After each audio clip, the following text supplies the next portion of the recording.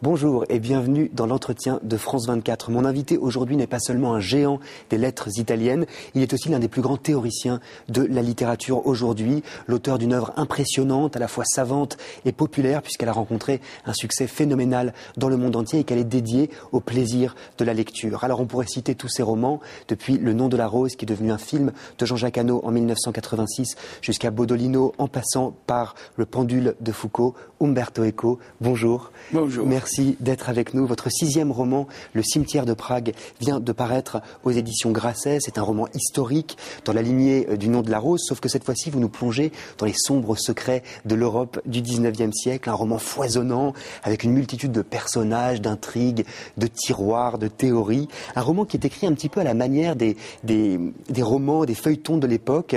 On pense aux œuvres d'Alexandre Dumas ou d'Eugène Sue. Alors, qu'est-ce qui vous intéressait dans cette tradition très populaire de la littérature? Avant tout, j'étais toujours un fidèle du feuilleton depuis mon enfance, donc voilà, pas de problème. Deuxième, toute l'histoire que je voulais raconter, que c'était l'histoire de construction des faux dossiers des services secrets jusqu'à ce qui est le cœur du roman, la production de ce grand faux qui est le protocole des sages de Sion, hein, les grands faux antisémites de la fin du 19e, tout ça donnait vraiment l'impression d'un roman feuilleton. D'ailleurs, je crois d'avoir identifié 2 sources de protocoles des sages de Sion qui sont dans le roman feuilleton. L'une, dans le Joseph Balsamo de Dumas, où il imagine Cagliostro qui fait une réunion de francs-maçons au sommet d'une montagne pour faire le plan général pour détruire la monarchie française. Donc déjà là, la paranoïa du complot universel. Et l'autre, c'est un texte d'Eugène Sue dans Le mystère du peuple, où il attaque soit les jésuites, soit Napoléon III. Et on retrouve le même type d'objection dans un livre sérieux, pas un roman de Maurice Joly, qui était un démocrate anti-bonapartiste, et qui a été copié par les auteurs inconnus de protocoles de sages de Sion, que toutes les accusations que Joly faisait à Napoléon III ont été prises, déplacées contre les Juifs. Donc, il y a toute une histoire des textes qui naissent pour une raison et ils sont réemployés pour une autre. Ça, c'est du feuilleton véritable, mais en même temps, c'est de l'histoire. C'est très intéressant, justement, parce que derrière ça, il y a toute une réflexion, vous le dites, sur l'histoire. L'idée que l'histoire se construit souvent à partir de supercheries, en fait. Oui, on est assez d'accord. C'est le cas, ouais. Alors là, le réel entre le lien, entre le vrai et le faux est poussé dans une logique complètement vertigineuse dans ce livre, parce que presque tout est vrai, sauf ce personnage central qui est un monstre, hein, qui est un faussaire, un personnage abominable. Et justement, vous l'avez dit, vous faites de lui en fait l'homme qui est à l'origine de l'un des plus célèbres faux de l'histoire, le protocole des sages de Sion. Donc en fait, comment est-ce que vous avez mis cette différence entre le réel et la fiction, entre le vrai et le faux? Non. J'ai raconté l'histoire d'un faussaire, ok. Mais puisque je voulais rendre évident à mon lecteur que tout ce qu'il avait fait était faux, j'avais une seule solution, de le rendre abominable, de le rendre un personnage négatif. Sinon, le lecteur serait toujours indécis si ce qu'on raconte c'est vrai ou faux. Mais puisque c'est la production d'un menteur par profession, voilà, c'est la façon dont l'auteur intervient avec son jugement moral, sans entrer directement en disant « Ah, ça c'est bien, ça c'est mal ». Alors ce roman, il a donné lieu à toute une polémique en Italie autour de votre personnage et autour des textes que vous convoquez à l'intérieur de ce livre. Alors pour moi, cette polémique, elle est intéressante parce qu'elle pose surtout le problème de la fiction aujourd'hui. J'ai le sentiment qu'on est dans un monde où on n'a pas le droit de faire de la fiction, où la fiction est toujours un peu suspecte, qu'elle est considérée comme dangereuse en fait. Qu'est-ce que vous en pensez? Alors, écoutez, cette histoire de la polémique italienne a été agrandi un peu trop en passant les Alpes. Parce que, en effet, sur une quarantaine d'articles, parmi lesquels des articles d'historiens et des critiques juifs, il y en a eu 3 hein, donc on est dans un pourcentage acceptable, qui ont fait une objection, d'ailleurs très respectueuse, en disant d'accord, vous vouliez démasquer ce faux, mais vous avez mis en scène tous les préjugés antisémites, alors peut-être que des lecteurs faibles prendre au sérieux ce matériel ou les découvrent pour la première fois. Bon.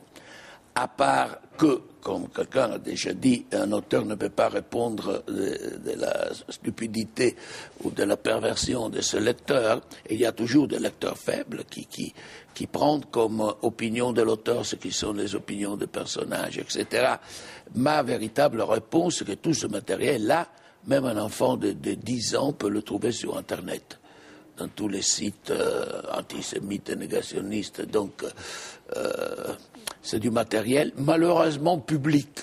Je ne révèle pas de quelque chose qui était resté caché. Donc, je ne crois pas que, bien que dans toute ma vie, j'ai trouvé des lecteurs fous. Lorsque j'écris Les pendules de Foucault, qui était une représentation grotesque de l'occultisme, il y a eu des dizaines et des dizaines d'occultistes qui me remerciaient parce que je me parlais bien de leurs problèmes. Donc, vous voyez, il y a toujours la lecture déviante. Mais non, je crois qu'on peut devenir athée même en lisant la Bible si on a déjà quelque chose en tête. C'est vrai. Mais là, c'est intéressant ce que vous dites, parce qu'effectivement, il y a une confiance totale dans le lecteur quand on vous écoute parler. Le lecteur qui, pour vous, est capable de faire en fait la part des choses. Vous capitalisez sur l'intelligence du lecteur. Et d'ailleurs, à la toute fin du livre, vous avez glissé, je vous cite, quelques inutiles précisions érudites à l'intention du lecteur. Pourquoi ? Mais parce que non, ce que je voulais mettre à la fin, c'était les références à la façon dont Hitler avait employé les protocoles et au fait que après mon histoire qui termine 97, il y avait eu des autres histoires avec toutes les conséquences historiques des protocoles jusqu'à l'Holocauste. Voilà. Ça, pour le lecteur extrêmement débile qui continuait à croire que la mienne c'était une histoire inventée. Voilà. Ça, c'était, enfin, oui, cette petite addition que d'habitude, c'est un peu comme expliquer une histoire drôle. On ne devrait pas, mais sur un sujet tellement délicat, j'ai voulu être un petit peu didactique. Voilà. On a l'impression que vous vous amusez beaucoup dans ce livre, Umberto Eco, dans l'exercice de l'écriture. Hein. Vous avez publié votre premier roman il y a plus de 30 ans. Qu'est-ce qui vous donne encore cette jubilation d'écrire ? Oh, vous savez, chacun a ses défauts et ses perversions. Il y a des gens qui escaladent le Mont Blanc, des autres qui passent la nuit avec le putain, et moi j'écris. Vous écrivez ? Il y a une curiosité quand même chez vous, un vrai sens du détail. Bergson parlait de fonctions fabulatrices. L'être humain, c'est un être fabulateur par excellence. D'habitude, les chiens, non, j'ai jamais entendu des chiens raconter des histoires, et pas même des gorilles. Tandis que même les êtres humains les plus illettrés, le vieux oncle sous l'arbre le soir raconte l'histoire de la tribu aux autres. Toute l'éducation, la croissance de culture, la fonction sociale des mythes sont tous dus à cette attitude humaine de raconter des histoires. Après, il y a comme il y a des gens qui mangent tranquillement et des gens qui s'appellent Bocuse, qui au contraire consacrent une activité particulière à la nourriture, il y a des gens qui racontent tout. Mais même la petite commère fait du potin. Qu'est-ce que c'est que le potin ? Une façon de raconter des histoires. Hein. Elle n'a pas eu d'école, elle n'a pas lu de livres, mais elle fait du potin. Je dis, c'est humain. Et après, il y a les spécialistes qui le font. Mais c'est comme les sports, nous tous, nous marchons, et après, il y a des autres qui marchent un peu mieux, et pour un goût particulier en marchant. Alors moi, dans ce livre, j'y ai vu quand même un commentaire sur votre travail de romancier, cette façon de mêler de façon extrêmement sophistiquée d'ailleurs le réel et la fiction, cette façon de parler de l'écriture, de l'écrit, du livre. Est-ce que c'était aussi un commentaire, une réflexion sur votre propre travail de romancier ?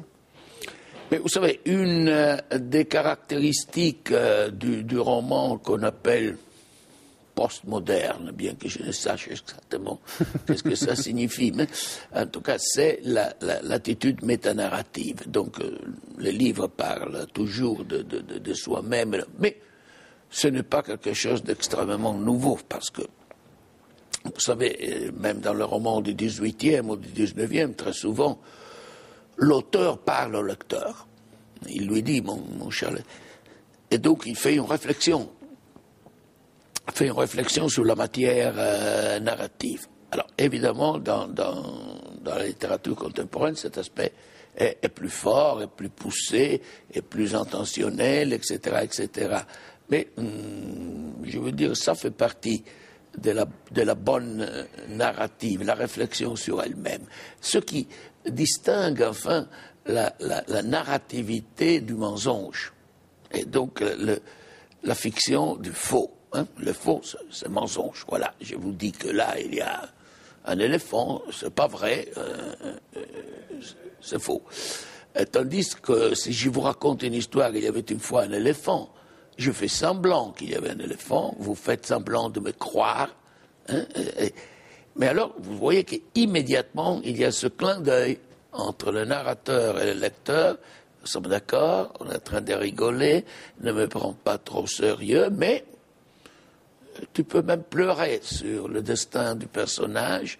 Et donc, c'est déjà une situation métanarrative, parce que dans le mensonge, la victime est dupe, ne sait pas qui c'est faux. Tandis que là, elle est au courant.